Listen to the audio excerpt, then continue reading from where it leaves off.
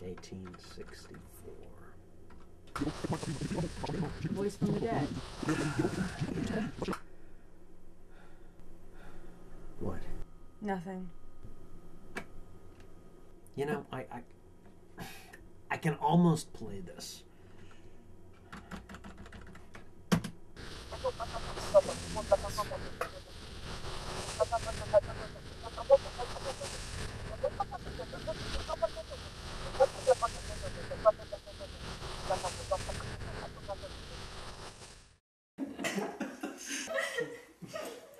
You guys used to have the most amazing parties. Yeah, we did. Used to. You'd have Glenn on this side talking about some band that nobody has ever heard of. Yeah, and then we'd have Lisa on this side talking about some old French inventor no one ever heard. It was like a salon from the 19th century. Well, you know Lisa in her 19th century. Well, you were always one with the interesting things to say. Thanks. You still so spooky? Me? Spooky? I remember you cornered me once and tried to read my poem. Ah, that was amateur stuff. Didn't you drill a hole in your head once? Trepanation. I think that actually worked. Right. I felt my consciousness expanding. Until you passed out from blood loss. Oh, I don't remember that part. Hey, could I have some dessert? Mm-hmm. This is very good, by the way. I traded my eyes for a little bit of knowledge. I see with my mind now. I can see everything in 360 degrees within about a 25-foot radius. Sometimes that's pretty cool. I've got to finish this here. Honey, please, I've got to finish this. I'm going downstairs. Sometimes it kind of sucks. I don't get it. It's a recording of some kind? No, it's not a recording. It's more like a forerunner to recordings. But you can't play it. No. Well, let me start at the beginning. The sound comes in here. Renee Philippe. And Lisa found all this? I was working on audio recordings. This was like 10 years before Edison. I used to say that Renee Philippe was like her other boyfriend. Bet she found that funny. When's Lisa due? August? And then I could play it. So I can't play it back unless I know what the rate is. No. I could guess at the size of the drum, and I figured the thing's turning out kind of like this, you know? It's just a whole lot of trial and error. How are you guys doing? You know, Susan, honestly, I just want to finish this first before I become a daddy.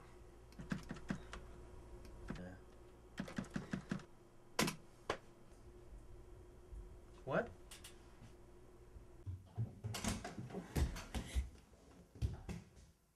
What? Nothing. Okay.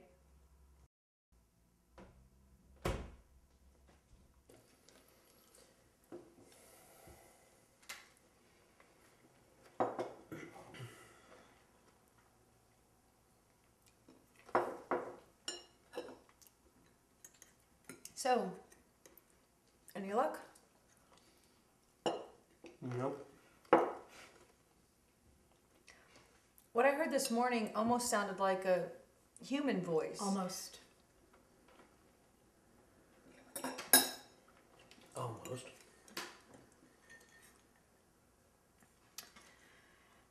Hey, I was thinking this weekend we could start in the baby's room. Sure. Just want to finish what I'm working on first. After a point, you might not have so much time for Renee Philippe. Well, he's your boyfriend.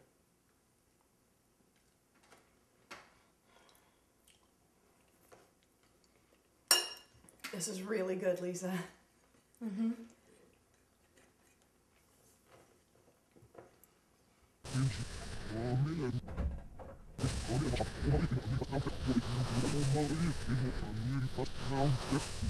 Hey, I'm just gonna go do some laundry, okay? Sure.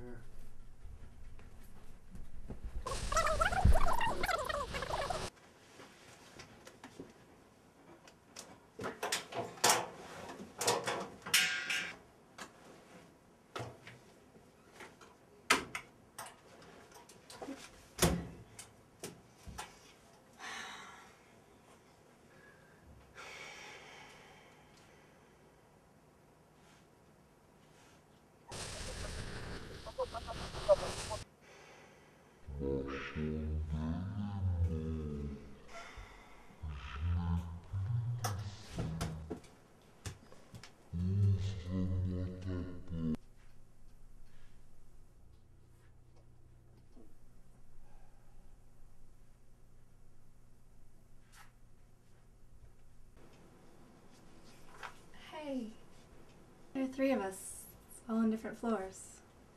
Just come down and keep me company? Yeah, that sounds nice.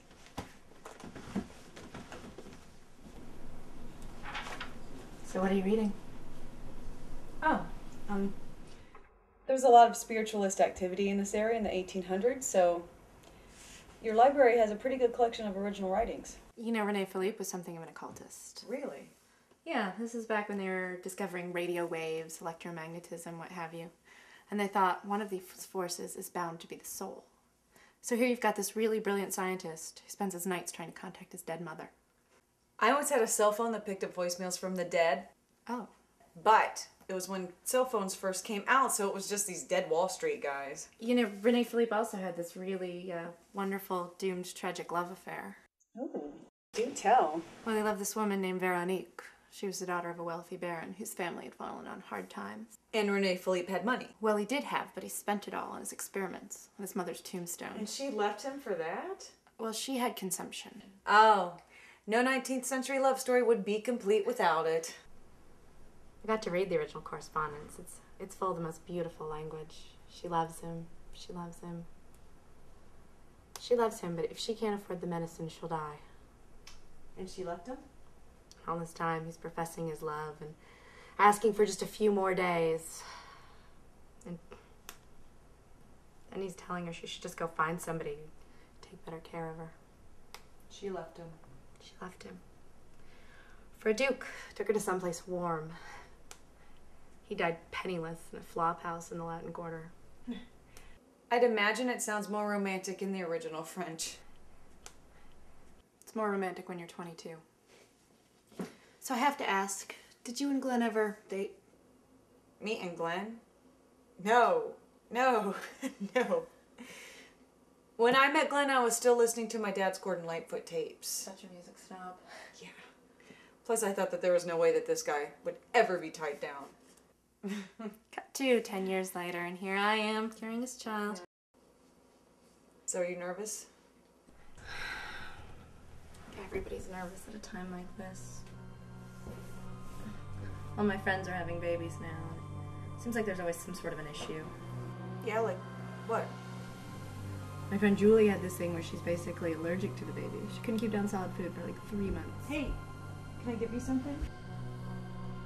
I got this when I was in Turkey. It wards off the evil eye. It's not really my style. Please? For me? Sure. I should get back to this. Okay. Yeah, me too.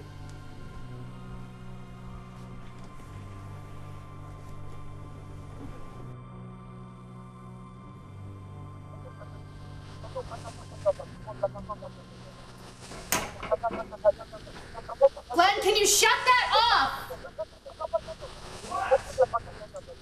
Shut the basement door!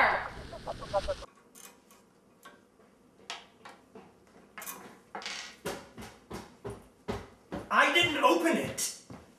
I've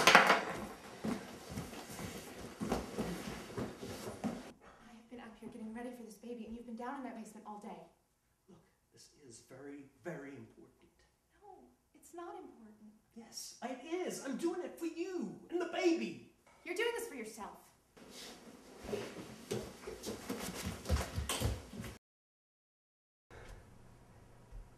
I don't know who you are or what you want, but these people haven't done anything to you. You need to move on.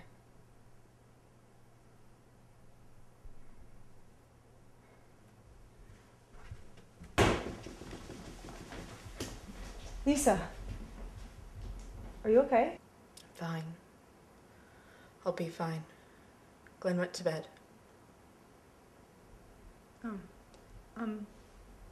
I'm just gonna go read for a while. It's fine.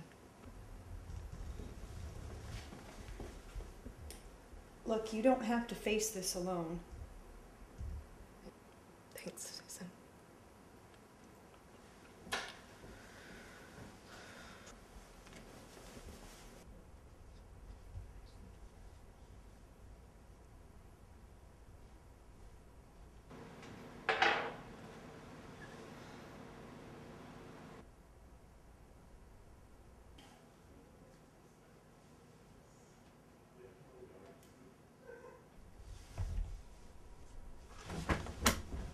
Lisa. There's something really wrong in this house.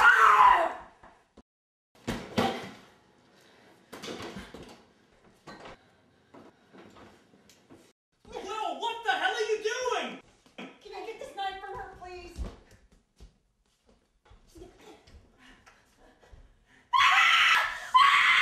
What the fuck is that? Look in my eyes.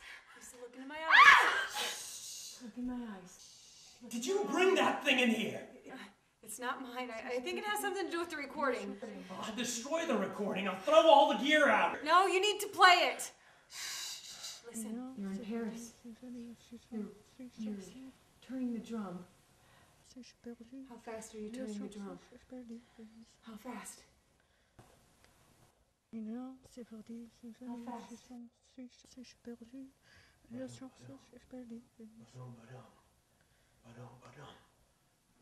Okay, I think I got it.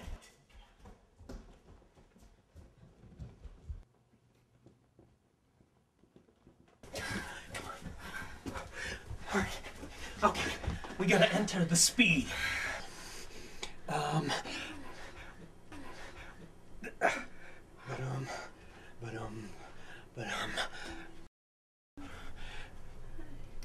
All right. Try this. Au clair de la lune, mon ami Pierrot, Tony. prête-moi ta plume pour écrire un mot. Ma chandelle est morte, je n'ai plus de feu. Ouvre-moi ta porte pour l'amour de Dieu.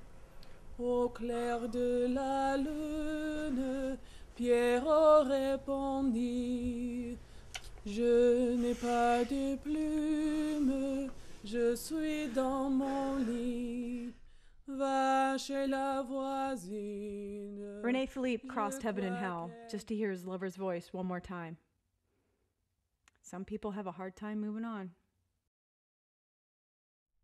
Au clair de la lune, mon ami Pierrot, prête-moi ta plume pour écrire un mot. Ma chandelle est morte, je n'ai plus de feu. Ouvre-moi ta porte pour l'amour de Dieu. Au clair de la lune, Pierrot répondit, je n'ai pas de plume, je suis dans mon lit. Va chez la voisine, je crois qu'elle y est, car dans son cuisine, on bat le briquet.